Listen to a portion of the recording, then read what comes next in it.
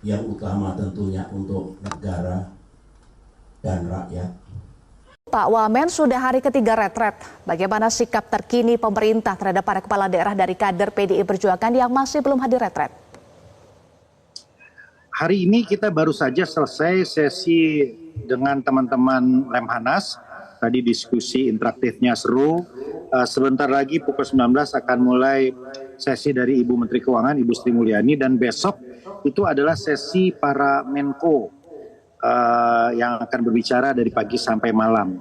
Artinya masih ada kesempatan bagi teman-teman yang belum bergabung untuk hadir bersama-sama di sini karena sesi malam ini dan besok adalah mulai dari sesi-sesi para menteri begitu ya. Jadi ditunggu, kami masih menunggu kabarnya, Eva. Masih ada kesempatan, masih ditunggu. Ada batas waktu untuk menunggu, Pak Wamen? Ya, saya kira memang pasti akan ada banyak pertimbangan begitu ya terkait dengan pentingnya acara ini. Ya tentu semakin lama ke sana semakin banyak hal-hal yang mungkin tidak bisa didapatkan dan semakin cepat bergabung tentu banyak hal-hal yang lebih bisa didapatkan begitu. Dan kalau memang nggak memungkinkan untuk bergabung juga, kami memberikan opsi untuk mengikuti pembekalan kepala daerah ini pada kloter berikutnya bergabung bersama-sama teman-teman yang nantinya akan diputuskan oleh MK. Jadi menunggu keputusan MK di kloter berikutnya apabila memang nggak bisa bergabung. Dan saya kira kita akan mendapatkan kejelasannya dalam waktu yang tidak terlalu lama lagi. Apakah kloter berikutnya ataukah yang kloter ini yang masih bisa bergabung. Waktu yang tidak lama lagi, apakah artinya sudah ada keputusan yang diinformasikan ke Mendagri dari PDI Perjuangan?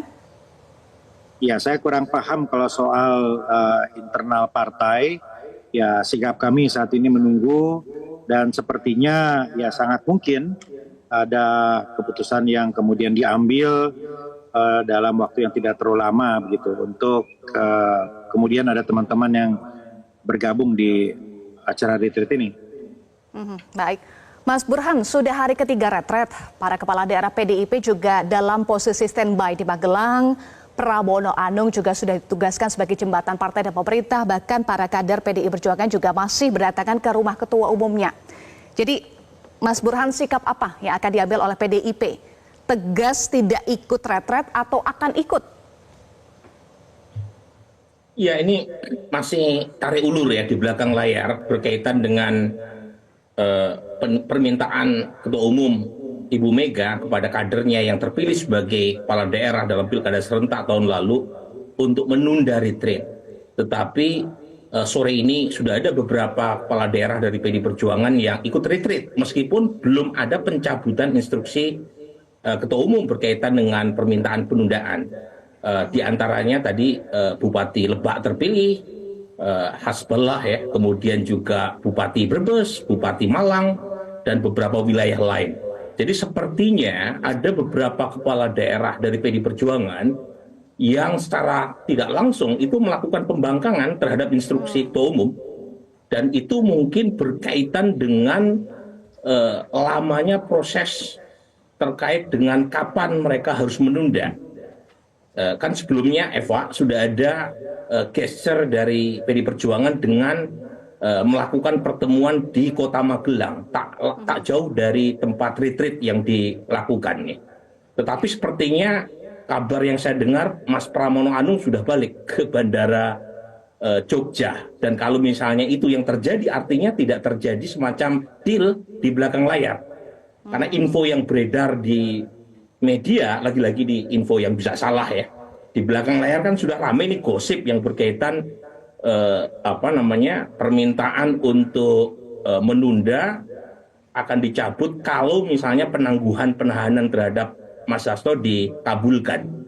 Jadi ada kesan, lagi-lagi ini info yang bisa saja meleset karena memang berdasar dari informasi belakang layar yang beredar di kalangan media. Jadi puluhan kepala daerah dari PDI Perjuangan itu menunggu instruksi apakah terjadi pengabulan penangguhan penahanan atau tidak. kalau misalnya dikabulkan, instruksi penundaan bisa langsung dicabut. Tetapi kalau ternyata pemerintah tidak menggubris permintaan itu dengan asumsi gosip yang beredar di kalangan media itu benar, berarti ya tinggal adu kuat, ya, apakah mereka ikut retreat atau tidak, terserah dari kepala daerah masing-masing. Nah masalahnya Eva, masalahnya nih ya, kalau misalnya kepala daerah PD Perjuangan tetap bersikukuh untuk tidak hadir dalam acara retreat, pemerintah pusat itu punya namanya executive toolbox, yaitu satu modal politik yang dimiliki oleh pemerintah pusat dalam rangka bergaining dengan pemerintah daerah. Itu berkaitan dengan dana alokasi umum, dana alokasi khusus, dana bagi hasil. Kan banyak daerah yang tanda kutip ya disubsidi oleh pemerintah pusat. Dan kalau misalnya mereka tidak ikut retreat, itu setelah mereka menjabat, resmi menjabat ya, setelah dilantik, itu akan dikhawatirkan kesulitan untuk bernegosiasi dengan Pak Wamen gitu ya, atau dengan Kementerian Keuangan. Nah ini Kita mungkin yang tanyakan ya ke Pak Wamen, Mas Burhan. Kita tanyakan tadi soal eksekutif toolbox.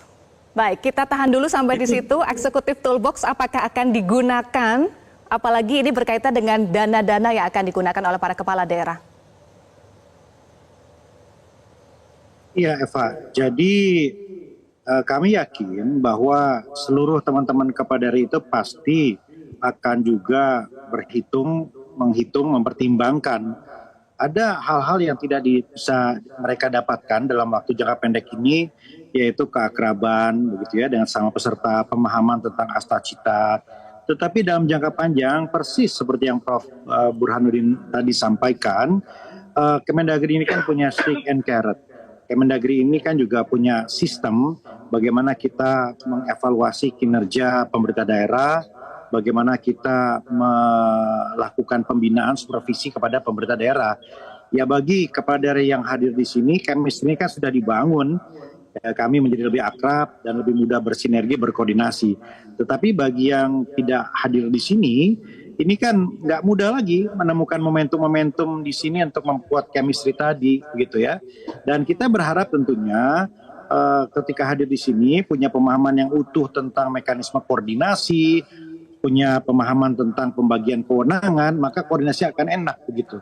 Tetapi kalau tidak hadir di sini, nah ini perlu usaha tersendiri untuk kembali menyamakan frekuensi yang tentu tidak mudah tadi. Begitu kira-kira, Eva. Oke, ini apakah juga berkaitan Pak Wamen dengan statement dari Menteri Dalam Negeri Pak Tito soal kalau tidak hadir ya mereka sendiri yang rugi.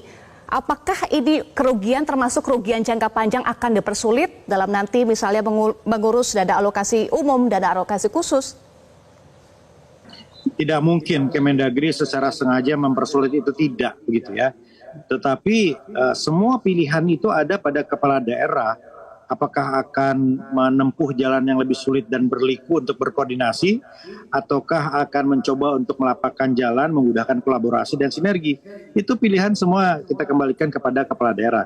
Yang pasti Kemendagri ini sebagai pembina politik dalam negeri, ini pasti terus melakukan proses penguatan kapasitas fiskal, kemampuan kepemimpinan. Itu porsi kami, tugas kami. Kami nggak masuk ke wilayah politik praktis terlalu jauh. Begitu kira-kira. Baik.